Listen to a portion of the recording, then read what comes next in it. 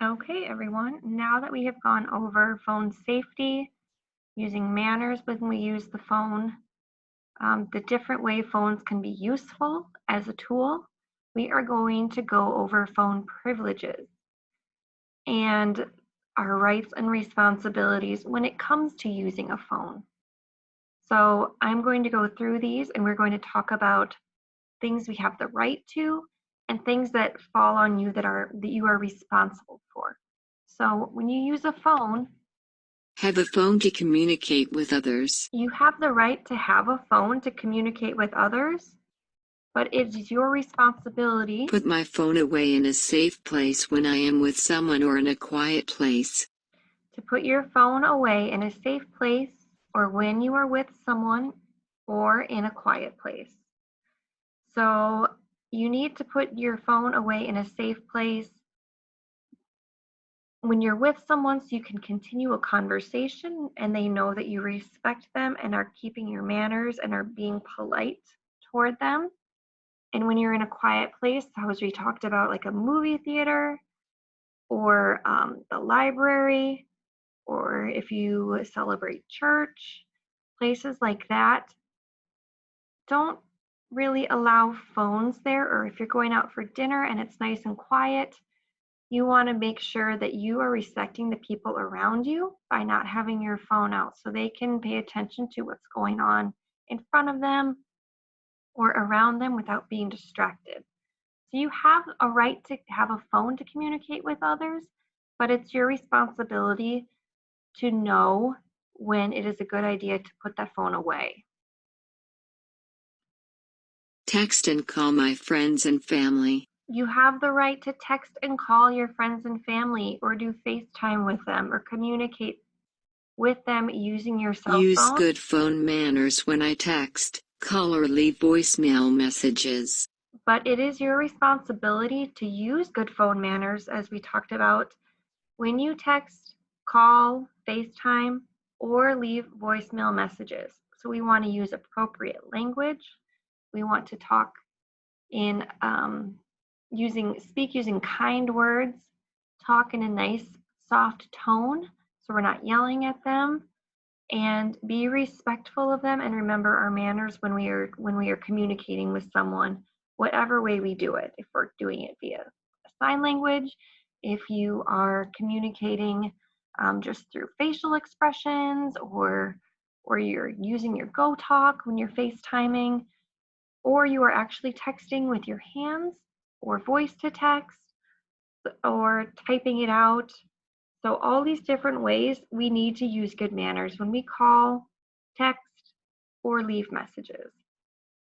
That is your responsibility, although it is your right to text and call your friends and family. Use my phone to get information or help I need. It is your right to use your phone to get information or help that you need, and you can often do that using a web browser or from a contact in your phone that has previously been put in there. Know how to find names and phone numbers for the information or help I need. But it is your responsibility to know how to find these names and find the phone numbers or the information or help you need. So you might have all this information in your phone, but it won't do any good if you don't take the responsibility to know how to use it, to learn how to use it. And if you need help modifying ways to use your phone, you can ask me or you can ask the person that supports you or your parents or guardian. And if it is okay with them that you have a phone, I'm sure that they would also agree that is that you need to find ways that work best for you on how to use those. Your next right. Use my phone's camera. Here's an important one. You have the right to use the tools on your phone, including your phone camera, but your responsibility, let's look at that. Ask people before I take their picture and to not share pictures with strangers. It is your responsibility to be respectful of other people by asking them if you can take their picture and being smart when you have pictures on your phone and not sharing them with strangers or people you don't know, even if they ask you for them. So we're going to go over a couple scenarios. Tina takes her phone with her to the movies. So remember, the movie theater is usually a very quiet place where people are all silent and listening to the screen and watching. During the movie, Tina feels her phone vibrate.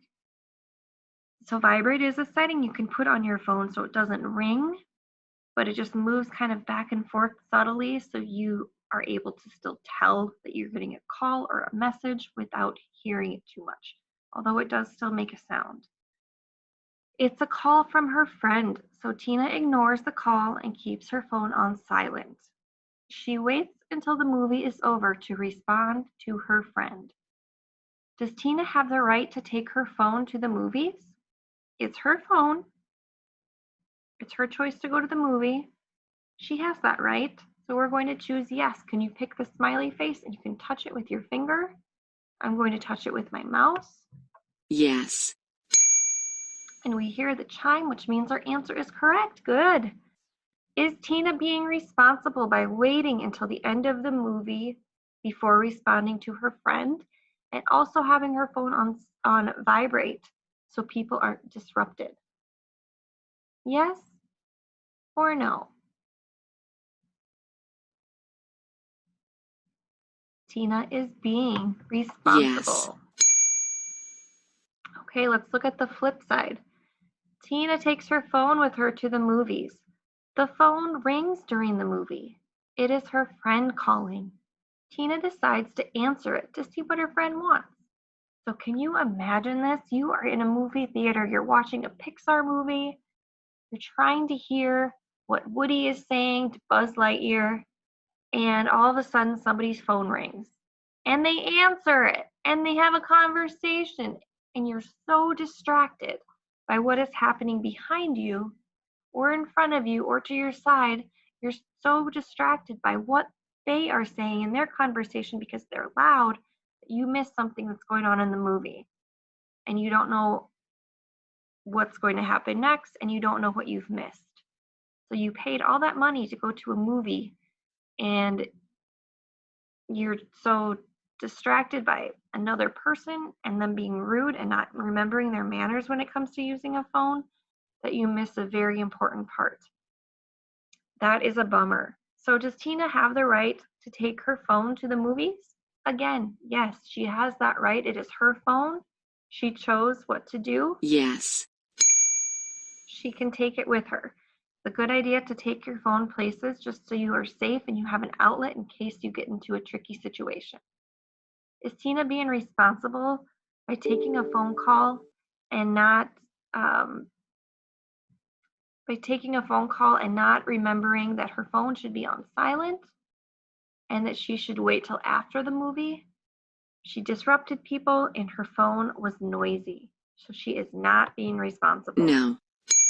It is your responsibility to remember those things if you are to have a phone.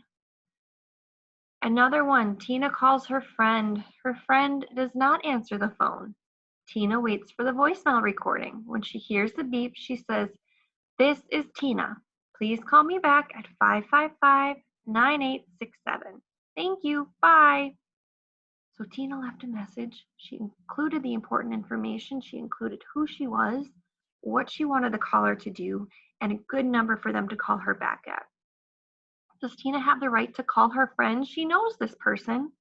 Yes or no? She does.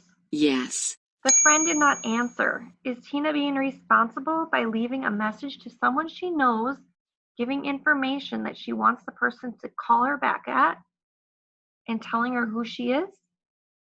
She Yes. is. Okay, now we're going to the next one. Tina calls her friend. Her friend doesn't answer, so she hangs up the phone and dials the phone number again. Her friend doesn't answer.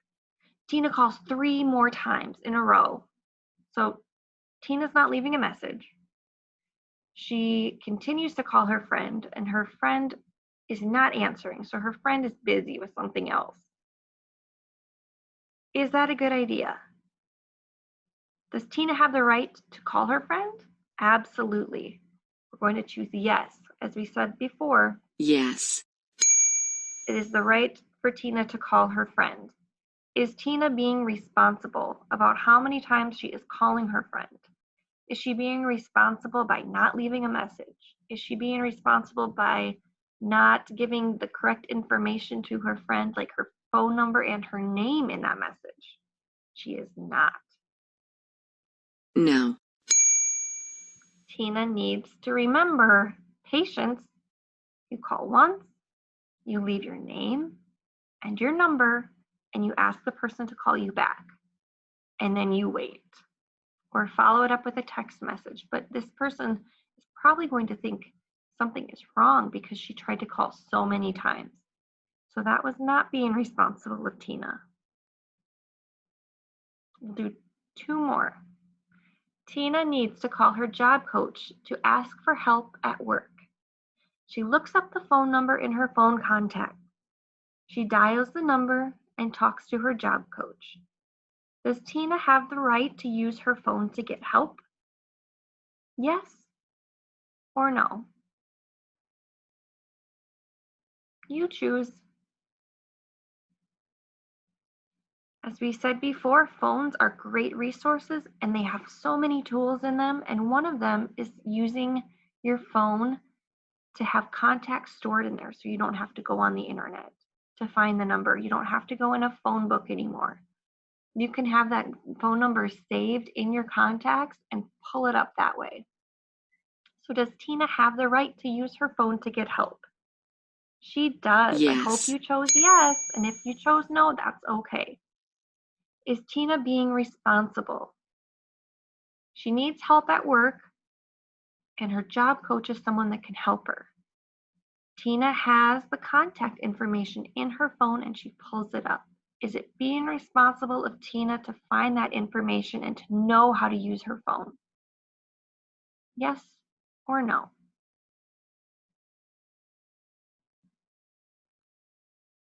Yes, Yes. Tina is being responsible. Now, the same situation with Tina, she needs to call her job coach to ask for help at work, but she didn't save her job coach's phone number in her phone. So she can't call her job coach because she might not have the number any other way. Does Tina have the right to use her phone to get help? Yes or no? As we said before, yes, she has the Yes. right to use her phone. Is she being responsible? She doesn't have a way now. She doesn't know how to get a hold of the person that she needs to get a hold of because she didn't save their phone number. Is she being responsible? Now she's going to need to take more time by calling someone else to help her get that information, trying to find it on the internet, which can be very tricky and take a lot of time, or try to find it in a phone book. She decides not to call her job coach because it's going to take more effort to find that information. Is that being responsible? She needs help and she's not getting it. She's not seeking it. That is not being responsible. No. All right.